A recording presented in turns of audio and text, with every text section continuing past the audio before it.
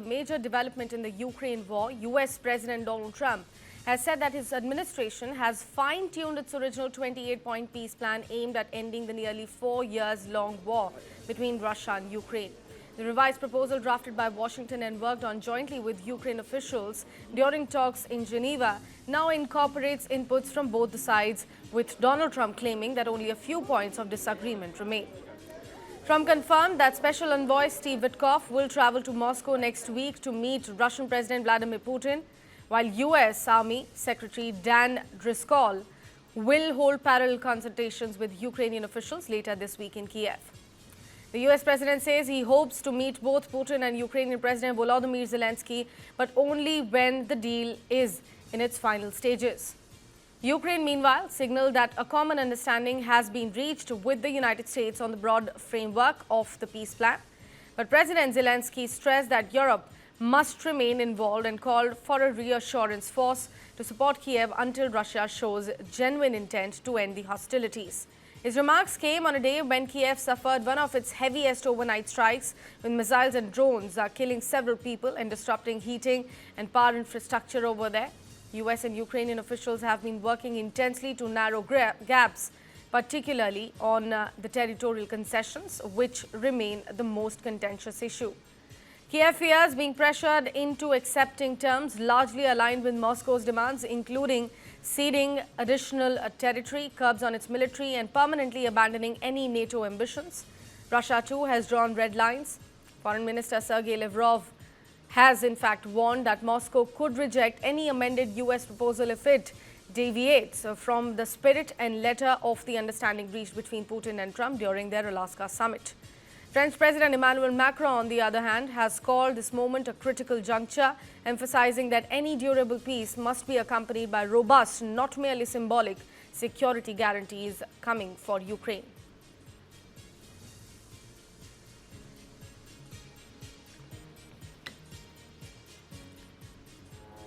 Ukrainian President Volodymyr Zelensky said on Tuesday that Ukraine was ready to advance a US-backed framework for ending the war with Russia and discuss disputed points with US President Donald Trump in talks he said should include European allies.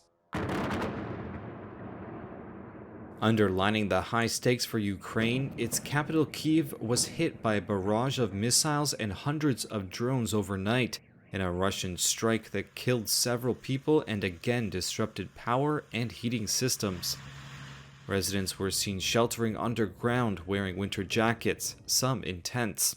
US and Ukrainian officials have been trying to narrow the gaps between them over the plan to end the conflict, with Ukraine wary of being strong-armed into accepting a deal largely on Russia's terms, including territorial concessions.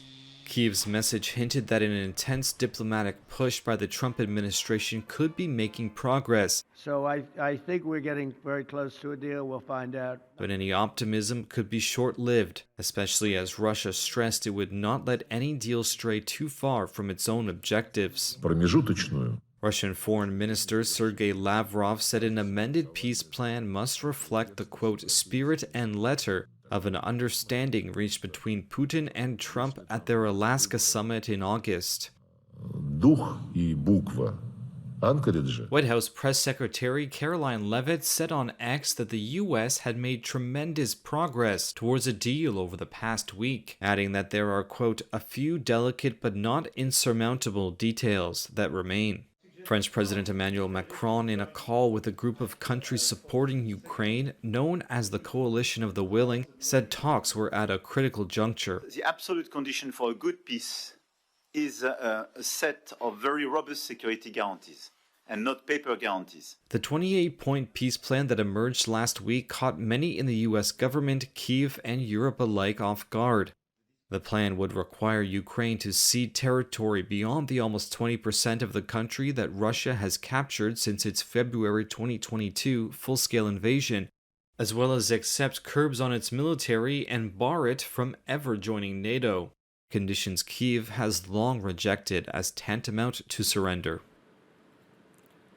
The BBC is facing one of the biggest crises in its modern history, and it's unfolding on the global stage. 5 months after expanding its news operations in the United States, the broadcaster is now battling a threat of a $5 billion lawsuit from US President Donald Trump, who accuses the BBC of bias after its flagship program Panorama edited together parts of his 2021's Capitol speech, making it appear as if Donald Trump advocated for violence. The fallout has been swift and severe. Both the Director General Tim Davie and BBC News CEO Deborah Turness have resigned from their position, and critics hostile to independent journalism are now using this controversy to attack the BBC's credibility. It was neither chaos nor the delay. BBC Board Chair Samir Shah told British lawmakers Monday that the handling of reports of bias at the public broadcaster had not been chaotic. At a parliamentary committee hearing, he said the board had acted in a timely way. The grilling came after the BBC was plunged into chaos by a report leaked to the Daily Telegraph. These were incipient problems. Report author Michael Prescott, a former external editorial advisor to the broadcaster, compiled a dossier on issues within its news operation, which included allegations of bias in its coverage of the Israel-Hamas war and transgender issues. He was questioned about his findings on Monday. And the root of my disagreement, and slight concern even today, is that the BBC was not, and I hope they will change, but will they, treating these as having systemic causes. There's real work that needs to be done at the BBC. Prescott said the BBC was not institutionally biased and did much great work, but also had failings it needed to address. We're going to walk down to the Capitol. The most explosive complaint in the leaked report was that the BBC's flagship documentary programme had edited together clips from a Trump speech on the day of the January 6th US Capitol attack in 2021, making it look as though he had advocated violence. BBC board member Caroline Thompson said there had been a division of opinion within the broadcaster over what to do. There was a continuing and sharp difference of opinion between certainly the chairman and me and some others on the board with the director of news about whether we were going to apologise just for the edit or whether the impact of the edit and indeed the positioning of the Proud Boys material had given a misleading impression. The leaked report sparked the resignations of BBC Director General Tim Davie and Head of News Deborah Turness, and a threat by Trump to sue for up to $5 billion. In a stunning development inside Washington's intelligence world, Reuters has revealed an unprecedented showdown between the CIA and the Office of the Director of National Intelligence under Tulsi Gabbard. According to the report, a team acting on Gabbard's orders arrived unannounced at a secret CIA archival warehouse in early April.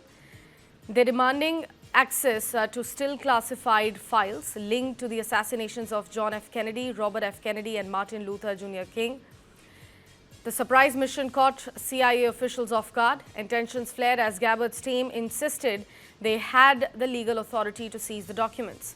Defense Intelligence Agency officer leading the operation told CIA staff members that they were on a mission from Gabbard, while Amaryllis Fox Kennedy, a CIA veteran and daughter-in-law of RFK Jr., also made an appearance despite lacking the required clearance. The late-night standoff ended at 2 a.m. when a huge trove of records was transferred to the National Archives following President Trump's executive order demanding swift declassification. Gabbard broadly described the effort to declassify the files during an April 10th cabinet meeting, telling Donald Trump that she had sent hunters to scour archives at the CIA and FBI for materials. Donald Trump even praised the push to find documents, as did Kennedy Jr., who has long voiced suspicion that the CIA was involved in his father's and uncle's assassinations. CIA has rejected such allegations so far. More than 150,000 assassination-related files have now been released this year, none altering the long-held conclusion that Lee Harvey Oswald acted alone.